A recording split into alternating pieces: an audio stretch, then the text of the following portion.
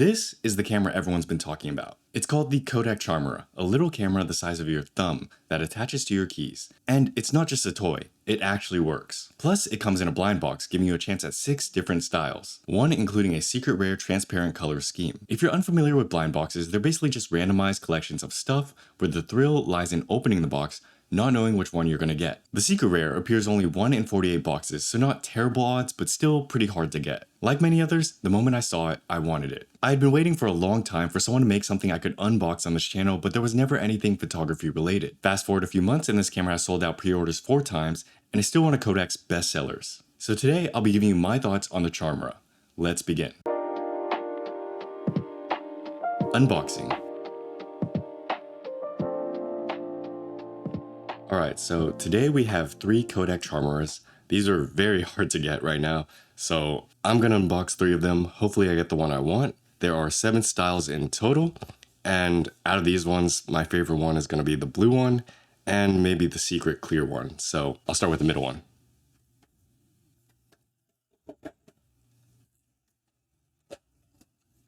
Well, it's the red one, which isn't bad.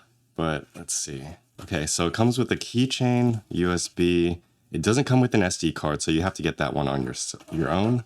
It's actually a lot smaller than I thought it would be, which makes sense because it's a keychain camera, but still, I didn't think it was going to be this small. So that's one. Let's see the other ones. Oh, that's cool. It comes with kind of a card for the one you get as well. Number 2. Hoping this one's the blue one. Okay, not the blue one. The black one. This isn't a bad design either, though, but...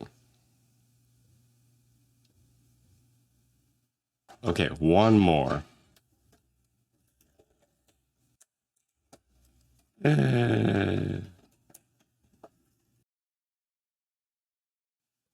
Okay, gray one. Again, not a bad color, but I wanted the blue one. I'm debating. I do have 2 more that I was gonna save to give away to friends or something like that as a gift, but we didn't get the one we wanted, so I'm thinking of unboxing them. What do you guys think? Okay, F it, they won't care, right? Please. If we get the blue one, I'm gonna stop.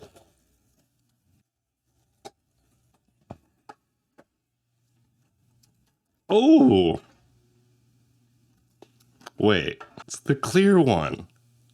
It's actually not as transparent as I thought it would be in person, but it still looks pretty nice. So this was my second favorite one, but this one's really rare. I think there's only 1 in 48 of these. That's a dub. Dang. I was actually not going to open these last 2, but that turned out to be a rare W. Since we made it this far, I might as well open the last one.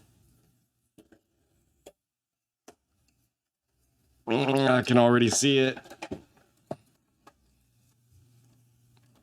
And it's the yellow one. This kind of color palette's kind of standard.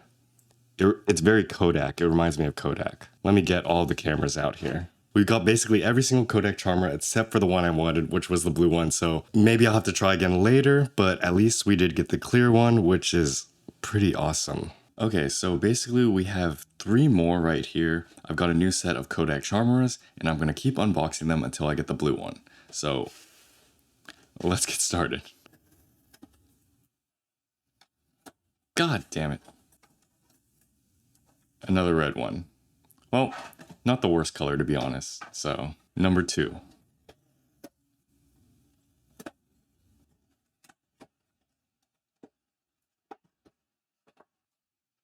Yeah, I already got this one too. I'm gonna run out of money at this rate. Come on. Please.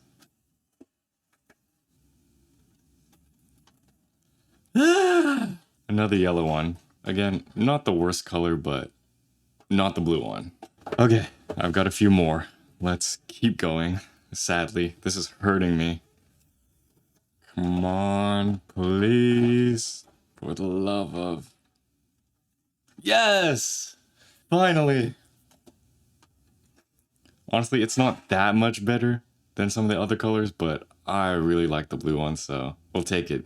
Thank God. I was worried I'd have to unbox a whole bunch more and just keep ordering sets until I got it. But here we go. This is the one I'm going to be using in all the testing. So yeah, Anyways, those are all the unboxings for now.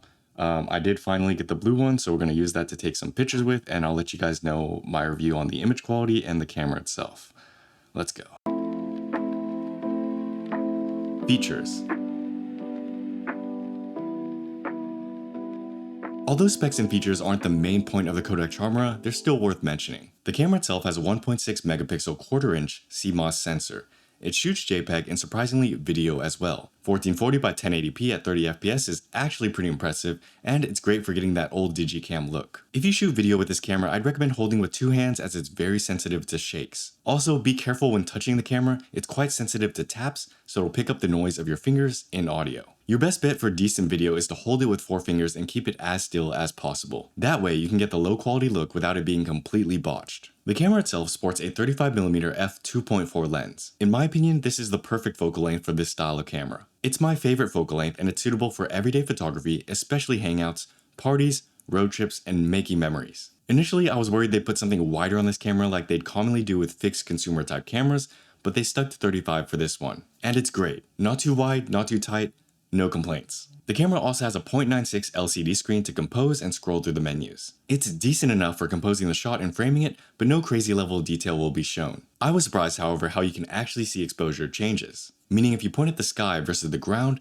the camera will show that exposure difference on the LCD screen. It takes a couple of seconds, but it means you can actually control the exposure by pointing the camera a certain way. Since the camera is fully auto and you can't pick the focus area, I'll use this to expose for the highlights versus the shadows. It's basic, but it's more than I was expecting. The Charmera does have a laughably small viewfinder that I think they added just for kicks. It's tiny, doesn't show accurately what your photo's gonna look like, and is really just a pinhole. And 99% of your photos will be taken on the small screen, but I like the design addition. Now in terms of storage, the camera does actually have internal memory. With it, you can take a whopping 2 pictures. I kinda laughed at this when I first turned the camera on because I feel like Reto also added this just for shits and giggles. Both the viewfinder and internal memory, although impractical, are great design implements because they keep in line with the mini camera style. You do want to get a micro SD card though, as that's where most of your pictures will be stored. The camera takes up to 128 gigabytes, but you really don't need that much. I myself got a 16 gigabyte SD card, and with that alone, I can take more than 56,000 pictures. Logically, I don't know if I'd even fill that up in my lifetime with this camera. However, you'd probably want a little bit of that extra storage if you're shooting video. So I'd say about 8 to 16 gigabytes is perfect for this camera, and they cost about the same anyways. The camera also charges via USB-C, so it's conveniently modern. It's crazy how it took so long to get that from Apple. The battery is tiny, so it doesn't last super long, but also charges really fast. There are also many different filters and framing options to play around with. Personally, I like the option to stick on a date stamp to every photo. It makes it feel a little more film-like, and I can remember when I took the photo. The other filters aren't anything crazy, obviously, but it can be fun to switch up your looks. Now, there are some major downsides with this camera. It's got a small sensor, low megapixels, tiny viewfinder, and lacks RAW capabilities.